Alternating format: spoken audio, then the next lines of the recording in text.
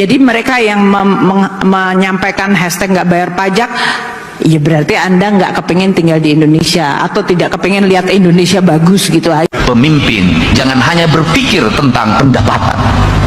Kalau pemimpin hanya berpikir pendapatan, maka di otaknya dalam setiap waktu bagaimana meningkatkan angka pendapatan, yang pada akhirnya pajak ditingkatkan. Kalau pajak ditingkatkan, maka beban rakyat semakin tinggi. Bukan itu pemimpin. Pemimpin yang harus dibangun adalah belajar pada ibu kita. Ibu kita dulu meskipun sekolahnya tidak tamat SD, buta huruf, dia mampu menyekolahkan anak-anaknya 9 orang, 11 orang, 14 orang. Apakah ada dalam pikirannya budaya pendapatan? Tidak. Ini saya tanya sama saya, satu kata, apa problem bangsa ini? Satu kata, korupsi.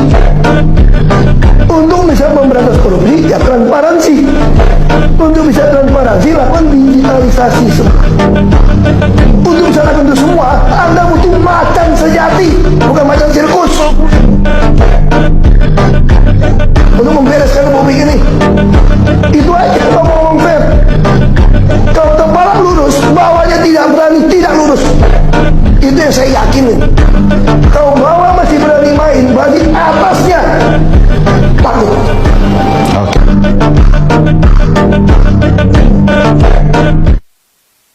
Yang dua, orang-orang pajak, lu pernah tagih nggak pajak-pajak orang di LHKPN? Lu lihat aja tuh di KPK, banyak pejabat, mantan pejabat, hartanya melimpah, nyebut hibah. Kok nggak dikejar pajak? Kenapa?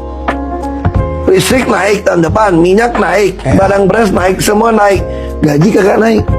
Lu paksa demo gaji naik nih, perusahaan nggak bisa jualan, apa lakukan? Ya PHK. PHK lebih cilaka.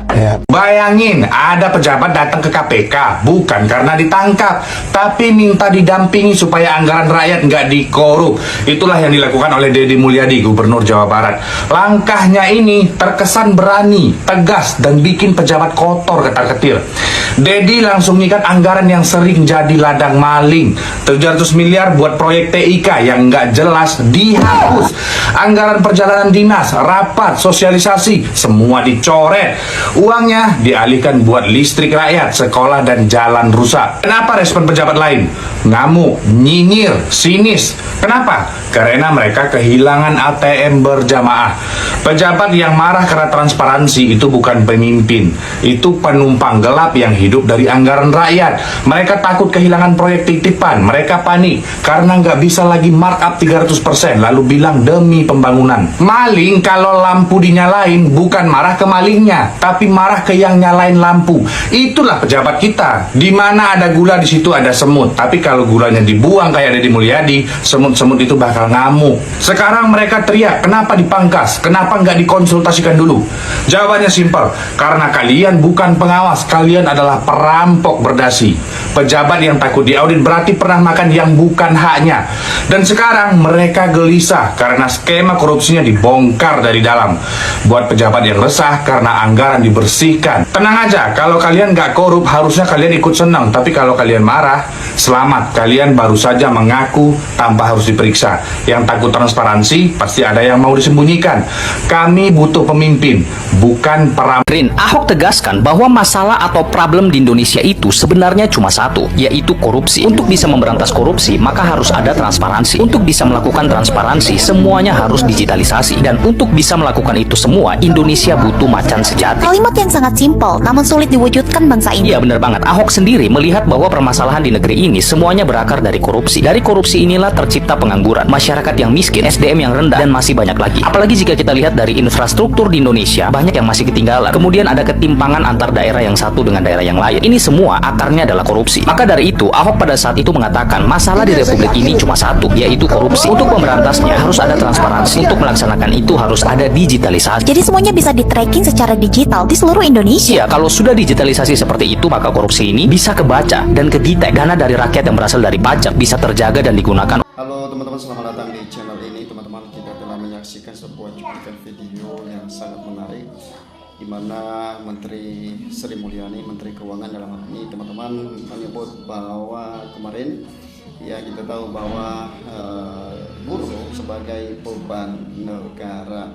Nah, jadi dalam pernyataannya tersebut banyak sekali masyarakat Indonesia menanggapi, ya, merespon tentang apa yang disampaikan oleh Menteri Keuangan Sri Mulyani tersebut.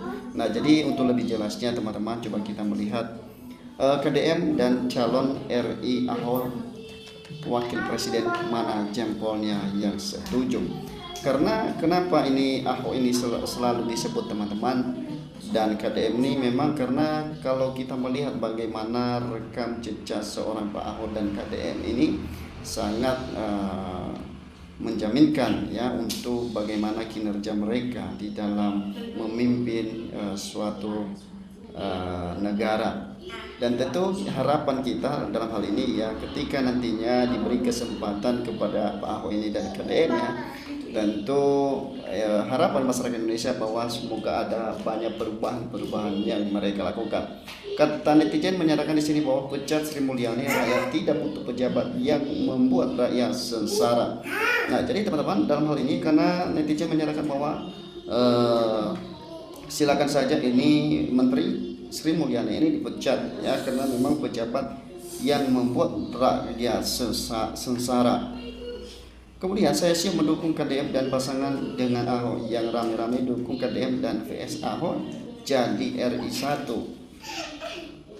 Duet maut untuk periode pemimpin selanjutnya KDM Ahok akan berubah masa depan yang cerah untuk kesejahteraan bangsa dan negara. Kemudian benar bro, KDM dan Ahok bersatu, Indonesia maju dan sejahtera. Tentunya memang kalau kita melihat bagaimana kapasitas seorang Ahok dan KDM ini memang ya sangat luar biasa sekali. Sebab kenapa memang sudah terbukti ketika mereka memimpin DKI Jakarta teman-teman ya, ketika menjadi gubernur ya, kita tahu bahwa banyak sekali perubahan-perubahan yang Pak Ahok ini lakukan untuk warga DKI Jakarta ya, makanya masyarakat Indonesia sangat mengharapkan pemimpin-pemimpin seperti Pak Ahok ini untuk mewujudkan suatu perubahan ya untuk kemajuan bangsa dan negara. Dan apalagi Pak Ahok ini memang sangat tegas dan sangat transparan di dalam pekerjaan, terlebih dalam sistem, dan orangnya anti korupsi. Makanya banyak sekali ketika para pejabat tersebut sepertinya ketika Pak Ahok ini menduduki suatu jabatan, tentu mereka sangat kepanikan ya, gelisah akan hal itu. Sebab karena mereka tahu bahwa Ahok ini tidak pernah mau berkompromi ya yang namanya dengan koruptor teman-teman. Kemudian the next KDM Ahok beres wapres yang setuju angkat jempolnya. Kemudian saya dari Kalten ya, mengajak seluruh rakyat Indonesia bubarkan DPR segera, agak ada gunanya buat masyarakat. DPR menari di atas penderitaan, dan bubarkan segera DPR dan viralkan. Teman-teman, kemarin memang ya kita tahu bahwa viral itu di media sosial ketika DPR selesai melakukan pembahasan ya. Saya kurang begitu mengikuti teman-teman ketika ya melihat cuplikan video di dalam pemberitaan juga bahwa ketika DPR joget-joget entah apa waktu itu ya, apakah memang waktu Hari HUT kemerdekaan ya, kita di situ melihat bagaimana DPR menari di atas penderitaan rakyat seperti kata netizen dalam hal ini ya. Dan apalagi ditambah dengan pernyataan seorang anggota DPR Saharoni menyatakan bahwa ya orang paling tolol sedunia yang menyatakan yang membubarkan DPR dalam hal ini. Jadi di dalam pernyataannya tersebut ya banyak sekali kontroversi yang terjadi di masyarakat ya, sehingga terjadi demo besar-besaran teman-teman ya. Kita tahu kemarin dan masyarakat Indonesia melakukan perlawanan, bahkan meminta bahwa DPR dalam hal ini segera dibubarkan. Kemudian ayo guys, Ahok kita jadikan KPK dan setuju, dan Jaksa Agung setuju, komen guys. Nah, jadi tentu dalam hal ini ketika nantinya bisa dijadikan apalagi menjadi ketua KPK Ahok Cahaya Purnama ini teman-teman, kita percaya bahwa nantinya bisa merubah wajah KPK dalam hal ini, ya apalagi seperti kejaksaan. Kalau kita melihat saat ini memang viral di media sosial itu bagaimana penahanan seorang Sylvester teman-teman yang ditangani oleh KPK, yang ditangani oleh kejaksaan dalam hal ini, dan kita tahu bahwa kasus itu sudah cukup begitu lama. Dan kita tahu ya seakan-akan KPK dalam hal ini selalu mengulur-ulur waktu atau untuk memberikan ruang bagi Sylvester Matutina untuk masih berkeliaran. Nah, jadi banyak sekali pengamat politik yang mengatakan dalam hal ini memang ya jaksa dalam hal ini memang harus mempertanggungjawabkan di hadapan media atau memberikan penjelasan supaya juga masyarakat ya tidak banyak menimbulkan spekulasi sehingga tidak kasus ini ya pandangan masyarakat dalam kasus ini tidak bobrok ya, tidak buruk di mata masyarakat. Jadi hal-hal seperti ini teman-teman tentunya memang diperlukan sosok pemimpin yang benar-benar ya mumpuni dalam hal itu.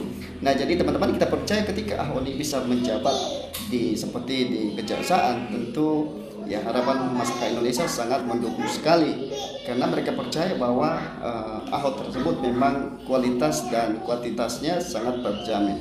Nah, jadi menurut teman-teman berikan komentar Anda, dan teman-teman sampai jumpa di video berikutnya.